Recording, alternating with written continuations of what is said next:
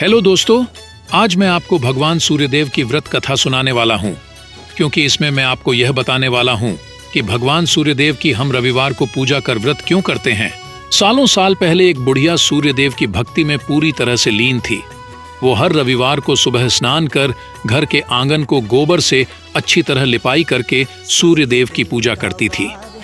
फिर सूर्यदेव के लिए व्रत रखकर शाम को उन्हें भोग लगाने के बाद भोजन करती थी। उस बुढ़िया की भक्ति भावना से देव काफी प्रसन्न थे और भगवान की कृपा से उस बुढ़िया को किसी तरह की परेशानी नहीं होती थी। उस बुढ़िया की खुशी और संपन्नता को देखकर उसकी पड़ोसन को जलन होने लगी। वह बुढ़िया अपनी पड़ोसन के आंगन में बंधी गाय के गोबर से ही आंगन लीपा करती थी। पड़ोसन ने जलन के मारे उस गाय को आंगन की जगह घर के अंदर बांधना शुरू कर दिया। अब अगले रविवार को सुबह बुढ़िया को सूर्यदेव की पूजा करने के लिए गाय का गोबर नहीं मिला, जिस कारण वे सूर्यदेव की पूजा नहीं कर पाई और पूरे दिन भूखी रही। रात में सूर्यदेव उस बुढ़िया के सपने में आए और उससे पूजा न करने और भोग न लगाने का कारण पूछा। जवाब में बुढ़िया ने बताया, घर के आंगन को लीपने के लिए गोबर नहीं था, इसलिए पूजा नहीं कर पाई। पूजा नहीं की तो भोग भी नहीं चढ़ाया। बुढ़िया की बातें सुनकर सूर्यदेव उनसे कहते हैं कि मैं तुम्हारी भक्ति से प्रसन्न हूँ, इसलिए मैं तुम्हें एक गाय दे रहा हूँ। वो तुम्हारे घर को धन से भर देगी। यह कहते ही सूर्यदेव उसके सपने से चले गए। अगली सुबह जब बुढ़िया की आंखें खुलती हैं, तब वह देखती है कि उसके आंगन में एक सुंदर गाय और बछड़ा बंधा हुआ है।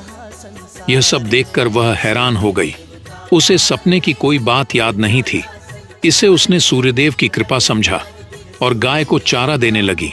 बुढ़िया के आंगन में सुंदर गाय और बछड़े को देखकर पड़ोसन की जलन बढ़ गई। कुछ देर बाद जब बुढ़िया घर के अंदर जाती है तो गाय सोने का गोबर करती है। यह देखकर पड़ोसन चौंक जाती है और उस गोबर को उठाकर अपने घर ले आती है और अपने गाय के गोबर को उसके आंगन में रख देती है।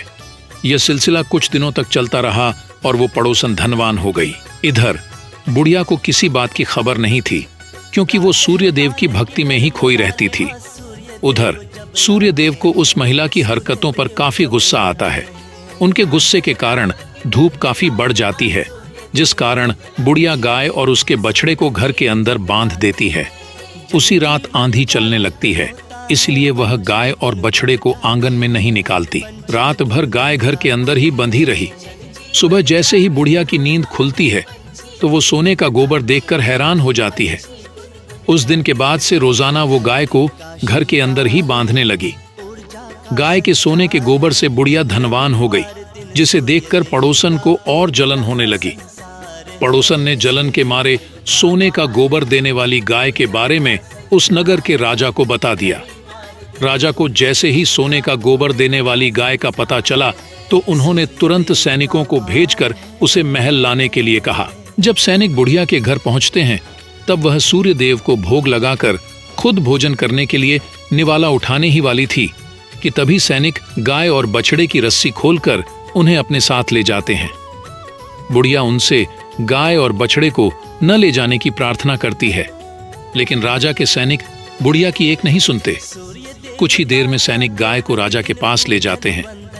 राजा गाय की सुंदरता को देखकर बहुत खुश होते हैं और उसे अपने ही पास रख लेते हैं। गाय व बछड़े के जाने के गम में बुढ़िया बिना खाए पिए पूरे दिन सूर्यदेव से गाय और बछड़े को लौटाने की प्रार्थना करती है। इधर दूसरे दिन सुबह राजा सोने का गोबर देखकर हैरान हो जाता है। उधर बुढ़िया भूखी प्यासी सूर्यदेव की प्रार्थना में लगी रहती है। बुढ़िया की तकलीफ देखकर सूर्यदेव अगली रात राजा के सपने में आकर कहते हैं कि अगर तुमने इस गाय और उसके बछड़े को नहीं लौटाया तो तुम्हारे राज्य पर संकट आ जाएगा, तुम्हारी धन संपत्ति सब नष्ट हो जाएगी। सूर्यदेव की बातें सुनकर राजा की नींद टूट जाती है। दूसरे दिन सुबह वो बुढ़िया को गाय और बछड़ा लौटा देते हैं, साथ ही उसे कुछ धन भी देते हैं और उसकी पड़ोसन को सजा देते हैं। सूर्यदेव की इस चमत्कारी गाय और बुढ़िया पर उनकी कृपा को देखकर राजा पूरे नगर के लोगों को हर रविवार सूर्यदेव की पूजा करके व्रत रखने के लिए कहते हैं।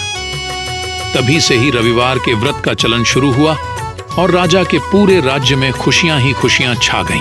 कहानी से सीख, दूसरे के प्रति द्वेष भाव रखने से खुद की ही हानि होती है।